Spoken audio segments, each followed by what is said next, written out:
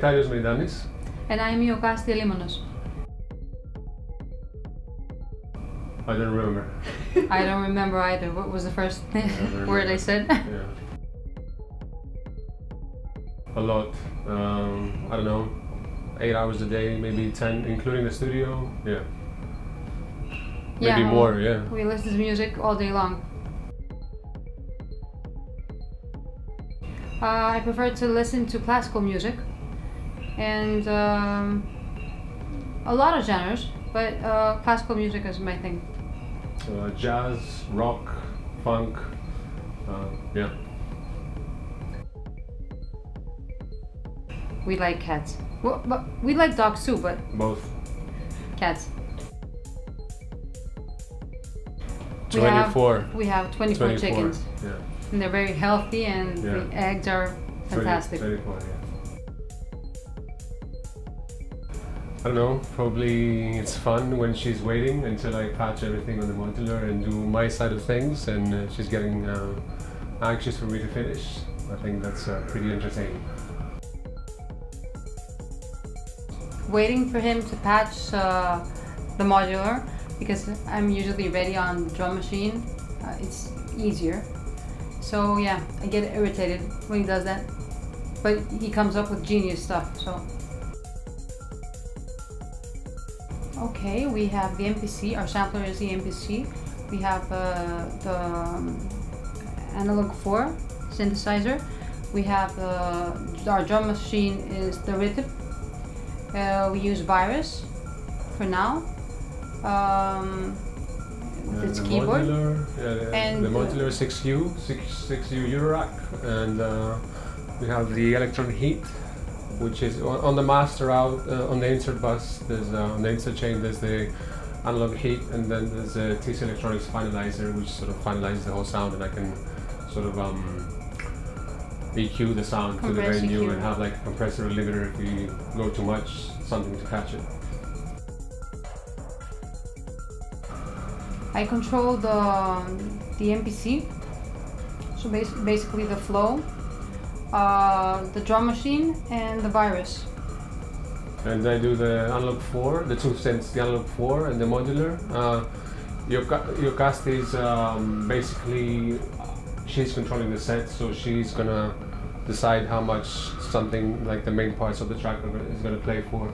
And everything is slaved to her machines, to the MPC, and she sends like she's the master clock, and she gets all the main parts and the drums, and I just like throw just improvised sounds on top of things and drones and stuff like that. He improvises, but he's on the mix as well. Yeah, I'm on the mixing desk. I mean, we're both on the mixing desk, but yeah, but mainly he's on the mix. Mainly me, yeah. With the knowledge I have at the current moment about synthesizers, I wouldn't exchange it with anything else. But maybe in the future I would. I don't know. Yeah, I mean, it's an ongoing joke with the Undermet. I mean, it's our favorite synth. But for me, it's mostly about what you know, what to do, and not so much the tools, but knowing what to do with whatever you have at the time. But yeah, I wouldn't really exchange it with anything because it's the sound is and it's impeccable. I was an Auditech student the first time when I went to a London Expo in London in the UK, and it was like, I think it was 2002, and it was the first time I laid eyes on it. And it was like, I think it was like something like £5,000 then, and I was like, wow, you know. And I said to myself, you know, I wish one day I'm going to have this synth, and I think it's 18 years later I have it. Wow, that is a difficult question. I would probably say that I'm proud about our experimental tracks, which are not released yet, but one is going to be released, and we have a lot of them coming out. I like them. So the experimental stuff we make, I'm very proud of. Not that I'm not proud of the rest, but yeah. I think the next track that we're going to make is the one I'm going to be the most proud of.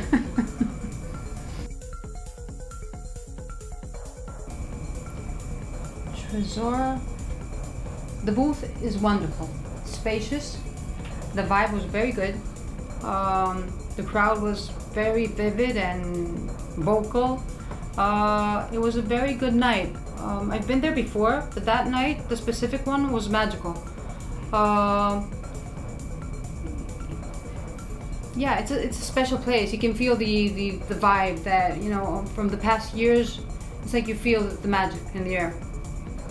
I think it was a very nice stage, and when we went there to sound check and set up, the in-house engineer really knew what was going on. Nikos. Hi, Nikos. Hi, Nikos. I mean, it's mostly been the case with where we've been so far, but TRESOR is like, you know, it's like the legendary club. You know, when you're behind the bars that you've seen going there clubbing, it's kind of a checkpoint in whatever you're doing. You're like, okay, you know, I've made it and I'm inside this booth. And we had a great time playing, and the set went really well. And it was just special being behind the bars, you know, very nice. You're behind the bars, but at the same time you're on the same level with the crowd, which is wonderful. I love it when that happens. You weren't higher than the crowd. You're not higher. It's like when you're higher, you miss the vibe. But when you're on the same level, it's beautiful. Yeah, it's like nice. they see what you're doing, and it's wonderful. Yeah. You're part of the crowd. Try to take it in the plane cabin. And try to pack it in a way that you can take it in the plane cabin. Never try to avoid to check stuff in as luggage, because it gets thrown around. If it's something that you need to check in as luggage, even if it's not bulky luggage, try to get it into bulky luggage, because they use mechanical lifts instead of people throwing stuff around. And yeah, but just try to take it in the cabin. Yeah, we put them in towels and we take them on in our backpacks. Backpacks. Yeah, and we fight with people a lot. Yeah, a lot of persuasive talking has had to be made at times. But yeah, we don't trust giving them. Yeah, but yeah, it's been alright for the most part.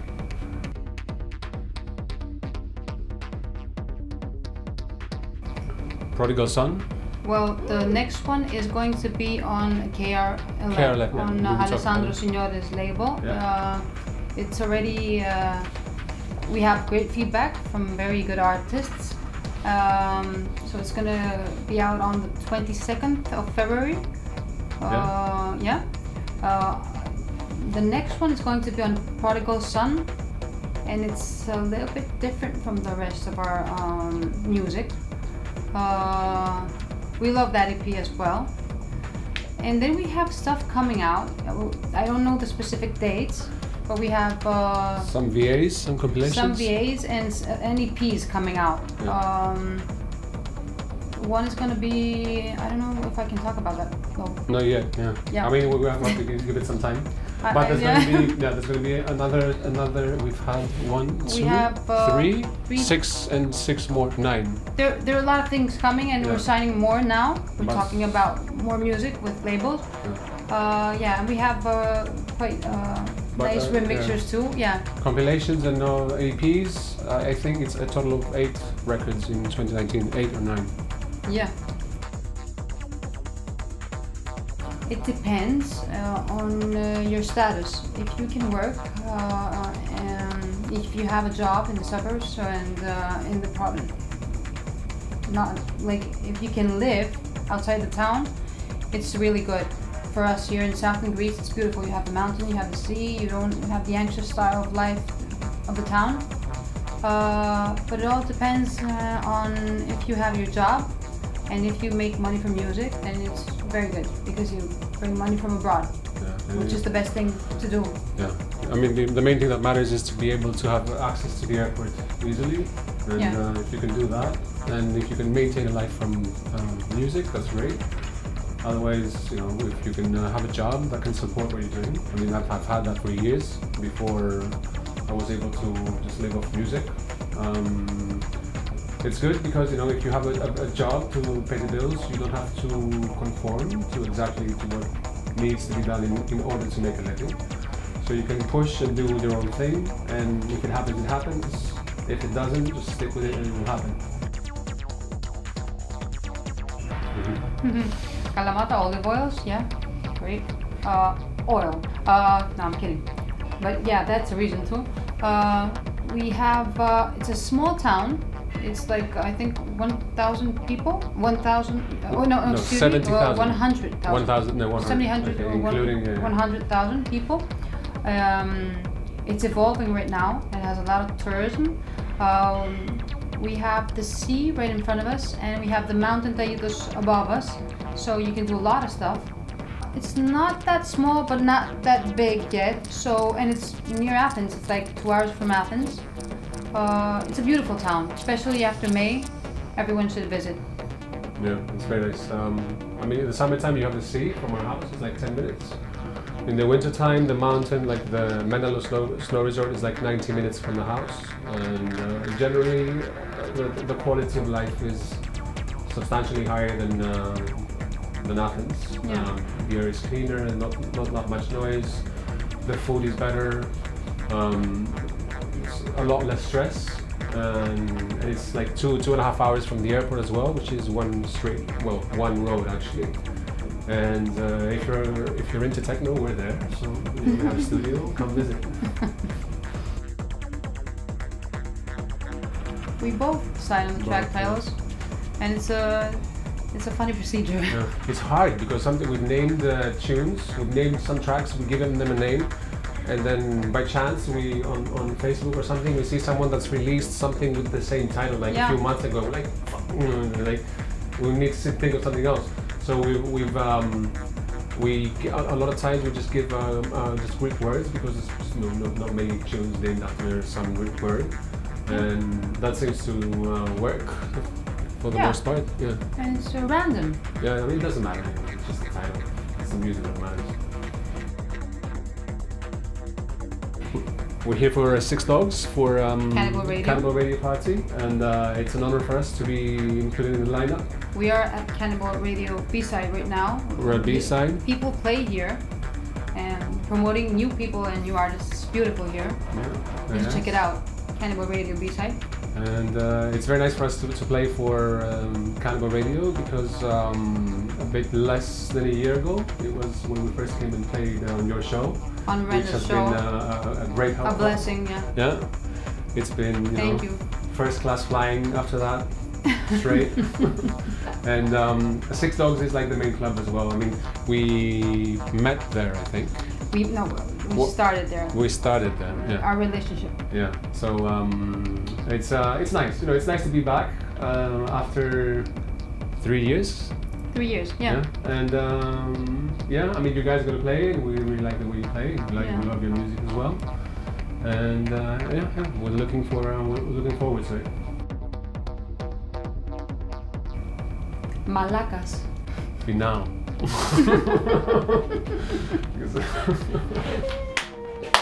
Ευχαριστούμε πολύ.